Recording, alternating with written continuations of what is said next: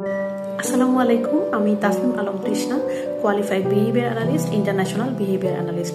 বর্তমানে কাজ করছি সেবা থেরাপি সেন্টারে এবিএ থেরাপি সুপারভাইজার এবং এবিএ থেরাপি ট্রেনার হিসেবে। আজকে আমরা জানবো বিহেভিয়ার কি।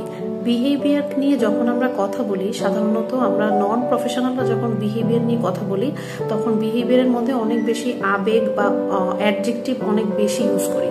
যেরকম ধরেন আমরা সাধারণত এভাবে বলি, ও একটু জেদি, ও একটু হাইপার, ও একটু রাগী, বা এই ধরনের বিশেষণ দ্বারা আমরা বিহেভিয়ারকে বিশেষায়িত করে থাকি। কিন্তু আমরা যারা এবিএ প্রফেশনাল আছি, তারা বিহেভিয়ারকে নিয়ে যখন কথা বলি, তখন আমরা বিহেভিয়ার নিয়ে এমনভাবে কথা বলি যাতে বিহেভিয়ারটা দেখা যায় এবং অবশ্যই মেজার করা যায়। যেরকম ধরেন একজন এসে বললো যে আমার বাচ্চাটা অনেক বেশি হাইপার, বাট হয়তো বা আমরা এবিএ প্রফেশনালরা অবজার্ভ করতে গিয়ে দেখলাম যে তিনি হাইপার বলতে বোঝাচ্ছেন তার বাচ্চা অনেক কম সময়ের জন্য বসে, হয়তো বা টানা 30 সেকেন্ড বা 1 মিনিটের বেশি বাচ্চাটা বসতে পারছে না চেয়ারে। তো আশা করি সবাই বুঝতে পেরেছেন। Thank you so much.